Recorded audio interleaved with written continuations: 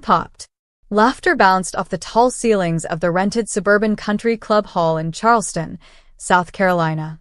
Baby blue and pale yellow streamers draped across crystal chandeliers. The "It's a Boy" sign twinkled behind the gift table stacked with expensive boxes and designer bags. Before we begin, drop a comment and tell us what would you do in this situation? Be honest, tell me in the comments below. We read every comment. Let's begin. I sat quietly at the far end of the long banquet table, between a chipped ice bucket and an unused place setting that didn't have a fork. "Keep your chin up, Camila," I murmured to myself, running a thumb along the condensation of my untouched water glass. I had arrived on time. I had dressed modestly but well. Navy blue blouse, gray trousers, hair pulled back neatly. Not a designer label, sure, but clean, ironed, and respectable. But that never mattered to my family. Across from me, my mother sipped her mimosa, with her pinky lifted unnaturally high. "You see what she's wearing?" she whispered to my Aunt Karen, not even attempting to lower her voice. "Always so plain. Like she's working at a grocery store, not part of this family." "She does work at a grocery store," Karen said, chuckling into her drink. I heard it. Of course I did. I always heard it. They said it to hurt me, and then laughed like it was nothing. The clinking of silverware paused as my dad stood up. Robert Monroe, silver-haired, tall, intimidating in a starched gray suit. Everyone went quiet the moment he tapped his glass with the back of a butter knife. "I just want to say," he began, his deep voice booming, "how proud I am of my son Nathan. A real man, an engineer, a provider, and now soon a father." Applause. I clapped too, softly. I was proud of Nathan, even if he had changed, even if he barely texted back these days. "But you know," Dad's tone shifted. A smug grin pulled at the corner of his mouth. "Not everyone here's made me proud. Some just kept giving us shame. No marriage, no children, no real job. You know who you are." My fingers froze around the stem of my glass. People chuckled nervously. Then he looked directly at me. "Camila," he said with a shrug and a cruel smile, "when are you going to give us something?" "Anything." Some guests looked down awkwardly. Some laughed. My mom leaned back in her chair like it was all some private joke she enjoyed. I blinked rapidly. My throat tightened. And then he looked over his shoulder and called to the waiter. "Hey, skip her. No point wasting the main course." That did it. The waiter, a boy maybe 20, looked confused. "Sir?" I said skip her, my dad barked. And the boy nodded, pushing the cart right past me, like I was invisible. I sat there, heat rising in my cheeks, my hands shaking beneath the table. But I said nothing. Because in that moment I didn't need to. Because the door behind the buffet table opened quietly. And in walked Liam, my husband. In a dark tailored suit, crisp white shirt, not a hair out of place. Tall, calm, focused. He didn't even glance at my father. He walked straight to me, leaned down, and whispered, "Camila, it's time." I turned to him, eyes wide. He nodded once. And then, he stepped forward to the center of the room, lifted a hand to silence the crowd, and said, calmly, "There's a lawyer here with a letter that changes everything. And I think it's time everyone heard it." The air shifted. Every face turned toward him. And somewhere in the back, an older man in a navy coat stood up, adjusting his glasses and pulling out a thick, sealed envelope with the Monroe family crest. A letter that had been written 6 months ago, by someone my family thought they had long forgotten. The moment Liam said those words, "There's a lawyer here with a letter that changes everything," the atmosphere in the room turned electric. Conversations died mid-sentence. Mimosas were set down. Even the soft jazz music playing from the speakers seemed to fade, like the universe itself was holding its breath. I could hear the faint rattle of my father's fork against his plate. The man in the navy coat stepped forward. Gray hair, polished glasses, calm composure, the kind of lawyer you'd expect to read wills in movies, not baby showers. He clutched the thick envelope like it carried a ghost. "My name is Howard Levins," he said, his voice clear and deep, "and I'm the estate attorney for the late Evelyn Grace Monroe." The The room gasped. My grandmother. Dead for 2 years. What is this? My father barked, already red in the face. You're disrupting a family event. Howard didn't blink. Evelyn requested this be delivered today. On this date. At this exact family gathering. Why? Someone murmured from the crowd. Because she knew. My grandmother had known exactly what kind of people her children had become. And what I had endured. Howard broke the red wax seal and unfolded the letter, yellowed slightly around the edges. Liam came back to my side, gently taking my hand beneath the table. His palm was warm and firm. I hadn't told anyone about the letter. Not even him, until 2 days ago. Howard began reading. To my family, Robert, Elaine, Nathan, and especially to Camila, I write this letter not out of malice, but out of truth. For too long, silence has been the poison in this family. Today, I take away that silence. Camila, my sweet girl, you were the only one who visited me when I was sick. You brought me soup, sat on my bed, held my hand when I was too tired to eat. You never asked for anything. And for that, I gave you everything.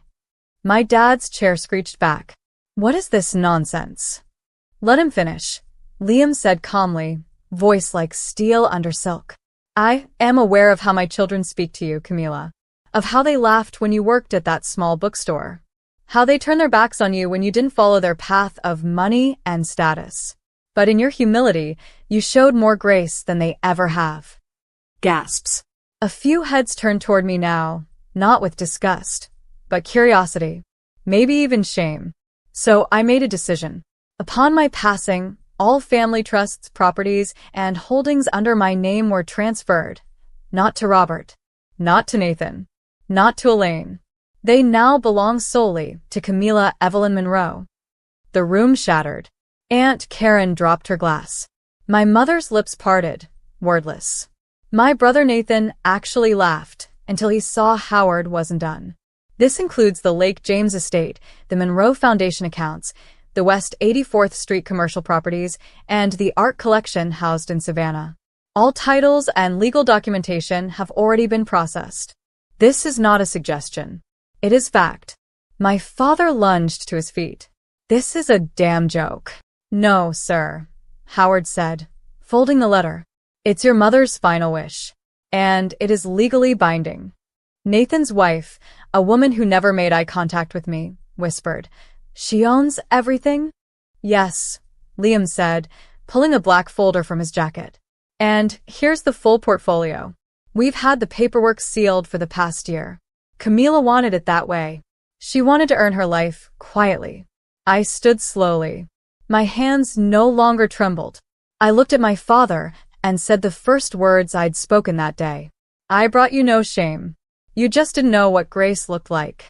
My mother's mouth opened, but I turned my back before she could speak. The silence that followed was the sweetest sound I'd ever heard. They didn't clap. They didn't congratulate me. They didn't hug me. They just stared. I didn't need their applause. Not anymore. The same people who had mocked my name rolled their eyes when I entered a room and whispered about how I was still bagging groceries at 30 were now silent, and that silence said everything. I let my eyes sweep over the room slowly. My mother was frozen, clutching her wine glass like it might save her. My father looked like a man whose empire had just been sold from under him. And Nathan, my perfect, golden child brother, looked like he was trying to figure out how to turn this into a joke before the shame could settle too deep. But there was no joke here. This was truth. This was justice. And it was only the beginning. 3 days later, I stood at the gates of the Lake James estate, my grandmother's old summer house. Only now it was mine. The same gates I'd once been told I wasn't dressed nice enough to be photographed in front of when my cousin got engaged here. I held the heavy iron key in my hand. Liam stepped beside me. You ready? I nodded. We pushed the gate open and walked the long, curved driveway. The house rose from behind the trees like a southern castle. Columns, stone steps, French windows. The kind of house they used in bridal magazine photo shoots. Only this one held secrets. Inside, the air was laced with lemon oil and something older. Dust, maybe, Memories. I walked through the wide foyer, past the grand piano I'd never been allowed to touch. My fingers grazed the side of the wooden instrument as we moved into the study. A small fireplace, tall bookshelves, and on the corner desk, my grandmother's journals. All of them. My name was on the first page of the top journal. Camila. Read this when the rest of the world tells you you're small. You're not. You are a universe they never took the time to know. Liam sat in the leather chair across from me, watching silently as I read page after page. My grandmother had kept everything. Letters my mother never gave me. Old birthday cards she'd sent that were returned, addressee unknown. Even photos of me at age 10, playing piano at the school recital, the one my parents claimed they were too busy to attend. She knew. All of it. And it wasn't just emotions she'd left behind. There were deeds. Instructions. Passwords to digital accounts worth more than anything I'd ever imagined. She'd taken everything from the Monroe name and tucked it under mine. I turned to Liam. We could do something with this. Not just keep it. We could start the foundation again. He smiled. That's the Camila I know. A week later, I returned to the city, not to ask for forgiveness, not to beg for approval, but to take control. I walked into the Monroe Foundation office wearing a fitted black dress and low heels, my hair down for the first time in years. The receptionist stood up immediately. Can I help you? I handed her a file. I'm Camila Monroe. You'll find I'm your new majority owner. She blinked. We weren't notified of any change. You are now. Liam stepped in behind me and handed her a legal folder stamped and notarized. I didn't flinch as I walked into my father's old corner office. He was inside. He stood as I entered. Camila. Dad. He blinked. What is this? This, I said, placing the folder down, is the board transfer. I'm assuming your team hasn't opened your email yet. He opened it. He read. And I watched him crumble. He wasn't yelling. He wasn't mocking. He was quiet. For the first time in my life, he had nothing to say. I leaned on the edge of his desk. You once told the waiter to skip my meal. You once told me I brought nothing but shame. You were wrong. I didn't bring shame. I brought change. And this family's going to need it. Nathan didn't take the news well. Not at the foundation, not at the estate, and definitely not during the emergency family meeting he called 2 nights later. He wanted to save face, I could tell. He'd sent out a group text. We need to clear the air. Camila's overstepped. Overstepped? They thought I was the one who went too far? The meeting was at my parents' home. I arrived alone this time. Liam stayed back, giving me space, knowing I needed to face them without armor, just truth. When I stepped inside, they were all already there. Mom. Dad. Nathan. Even his pregnant wife, Lexi, whose eyes darted between everyone like she was watching a live episode of a family disaster series. Nathan didn't waste time. This whole thing, he started, arms flailing. This stunt with Grandma's money, the company, the estate, it's not fair. She was old, Camila. She probably didn't know what she was doing. I folded my arms. You think she accidentally transferred her entire legacy into my name? He scoffed. It doesn't make sense, doesn't it? I said quietly. You all ignored her. You treated her like a burden. She wasn't confused, Nathan. She was clear. And she wanted it this way. Dad sat stiffly at the head of the table, lips pressed tight. He hadn't spoken since I walked in. Nathan leaned forward. Camila, just give back something. At least the downtown property. I was going to expand my office there. I cut him off. You mean the one she said you never visited her in when she lived there during her final year? That one. He blinked. His jaw clenched. I'm not here to make things right with you, I said. I'm here to continue her legacy. But if you're ready to work under me and do something useful with that pride, I have a position for you. You want me to work for you? He hissed. You mocked me for working retail, I said. Let's see how humble you are now. Mom slammed her glass on the table. Enough. This family is crumbling. Camila, you're tearing us apart. No, I said, my voice low but firm. I'm exposing what was already broken. Dad finally spoke. What do you want? He said. No fire. Just defeat. I turned to him, eyes sharp. I want the truth to be spoken aloud. Just once. Admit what you did to me. Admit the shame wasn't mine. Silence. Then, after a long breath, he said it. I was wrong. That was all. But it was more than I'd ever heard in my life. Later that night, Liam and I sat on the back porch of the Lake James estate. The moonlight spilled over the lawn. I watched the ripples on the lake's surface, my fingers wrapped around a mug of hot tea. You okay? He asked. I don't know, I said honestly. I thought it'd feel like a victory, but it just feels quiet. He nodded. Because healing is quiet. Loud comes later, when you build something better from the ruins. I leaned into him, my head on his shoulder. They'll never love me the way I wanted them to. No, he said.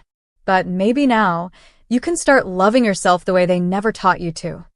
The next morning, I walked into the Monroe Foundation's community center building, the one no one in the family had touched in years. It was dusty, run down, but it had potential. I took a deep breath. This was what mattered. Not boardrooms or brunches or baby showers. Impact.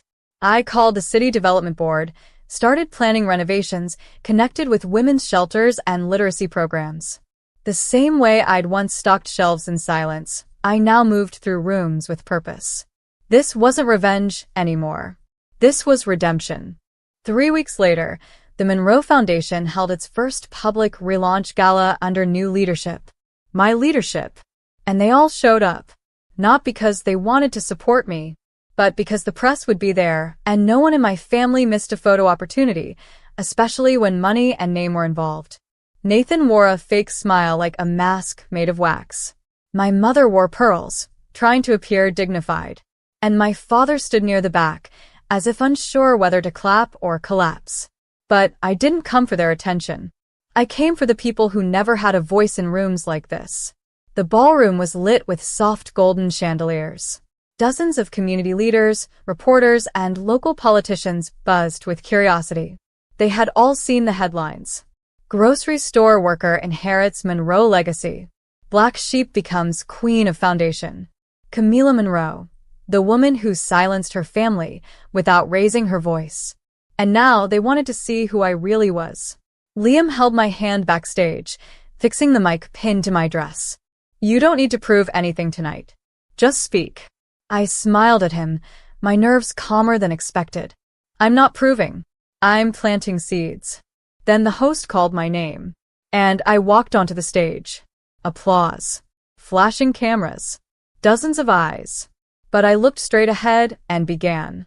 I wasn't supposed to be the one standing here tonight, I said into the mic, at least, not according to the people who raised me. People shifted in their chairs. For most of my life, I was the afterthought. The disappointment. The one they told waiters to skip, the one who didn't deserve a chair at the table. Some of you may know what that feels like. I paused. Let the silence land like a truth bomb. But the thing about being invisible is, you learn to see everything. You learn how real power doesn't always look like loud voices or expensive suits. Sometimes it's in quiet service, in kindness, in showing up when no one else does. The room leaned in. My grandmother saw that in me, and she chose to trust me with this legacy, not because I had titles, but because I had heart. Tonight, we reopen the Monroe Foundation with a new mission, to serve the forgotten, the underestimated, and the overlooked. Because those people... I smiled. They're usually the ones who rise. Applause thundered.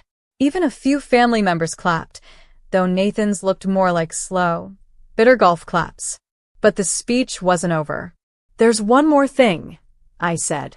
A final part of the letter my grandmother asked to be read publicly, only when I felt ready. Howard, the lawyer, appeared at the edge of the stage and handed me a smaller envelope. I opened it and read. Camila, if they're listening now, let them hear this truth too. Robert, my son, you know why you hated Camila so much. Because deep down, she reminded you of the part of yourself you buried. The part that still cared. The part that could still love. You threw it away, and you hated her for keeping it alive. And as for her birth, the truth you never told her is this: Camila is not just your daughter. She is also the only one of your children born from love, not obligation. Her mother wasn't your wife. She was your best friend's sister. And you walked away from her and Camila out of fear. I didn't.